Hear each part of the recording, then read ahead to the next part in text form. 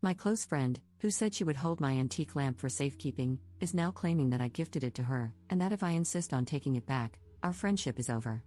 Posted by you/always_never_5555. I, 45F, have a dear friend, Lauren, 43F. We grew up together, and she was a bridesmaid at my wedding 20 years ago. Several years ago, my husband and I had a great opportunity to work and live abroad for a few years. This required us to sell our house and most of our belongings, putting the rest in storage. One item I didn't want to let go of was a beautiful antique crystal lamp that belonged to my late grandmother. It holds many important memories for me. Unfortunately, our storage unit was so full that I was afraid I wouldn't be able to fit it in without giving up something else we wanted to keep. I mentioned this dilemma to Lauren, and she immediately offered to hold on to the lamp for me. She said it would look gorgeous in her living room and that she'd be proud to display it there until we returned. I was thrilled. Well, our time abroad recently came to an end, and we are now back in the US. We bought a new house, collected our belongings from storage, and are in the process of furnishing it. I asked Lauren for my lamp back, and she got all upset, insisting that she understood it was a gift. I reminded her that it was a family heirloom that she promised to keep for me until I returned, but she insists that's not how she remembers it. She said she adores the lamp, it's the focal point of her living room decor, and that if I demanded it back, our friendship would be over. I'm heartbroken. She is one of my oldest friends, and while she can be quirky, she's never done anything like this before. I don't want to lose her friendship, but I also don't want to lose a treasured family heirloom. It's also worth quite a bit of money, it appraised at over $2,000. To be clear, I am 100% confident that I did not tell her it was hers to keep. Given our lifelong friendship, I thought it was safe to leave it with her. I can't even fathom why she thinks I gave it to her. We are not rich, and I would never give such an expensive gift to anyone. To make matters worse, I told my sister about all of this, and she was livid. That lamp holds memories for her too, and she was furious at the thought of it being lost to our family. I've always intended to pass it down to my own daughter. So, last week, I told Lauren I want the lamp. She burst into tears, accused me of putting material things over friendship, and said she'd give it back, though she keeps coming up with excuses for why she's been too busy to bring it over or let me come by to get it. Now I'm wondering if she's right. Is a lifelong friendship more important than a lamp? Am I the jerk for demanding it back, hurting Lauren's feelings, and making her think I don't care about our friendship? Commenter. She's the one who issued the ultimatum. She's the one who would rather have her aesthetic house with a lamp than you as a friend. She's the one who convinced herself you'd let her keep a beloved antique, despite the fact that she only has possession of it because you wanted to keep it. Her own logic and story are full of holes, and she knows it. That's why she's going nuclear. When was the last time you were at her house? Have you seen the lamp recently? Are you sure it hasn't been broken or sold? Or is she really so deluded that she built her room around an item she doesn't own and has been showing off her antique for years? Ops response. Yeah, I have to agree with you. Oh, and yes, I did swing by her house to say hello a few weeks ago when we first got back, and the lamp was there. I didn't ask for it back at that time because we were still in the process of buying a house, so I had no place to put it. But I do now, and damn it, I want it back. Update 1 day later. I got the lamp back.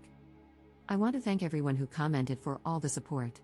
It helped me realize how I was allowing Lauren to manipulate me into believing that I was somehow in the wrong for wanting my lamp back. Early this morning, I drove over to her house. It's Saturday, so I figured she'd be home, and she was. I could tell as soon as she opened the door that she knew why I was there. And yes, the lamp was there.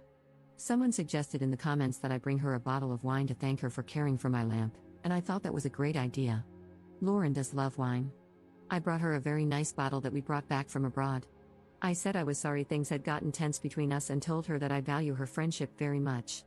I handed her the bottle and told her it was a gift to say thank you for taking such good care of my grandma's lamp.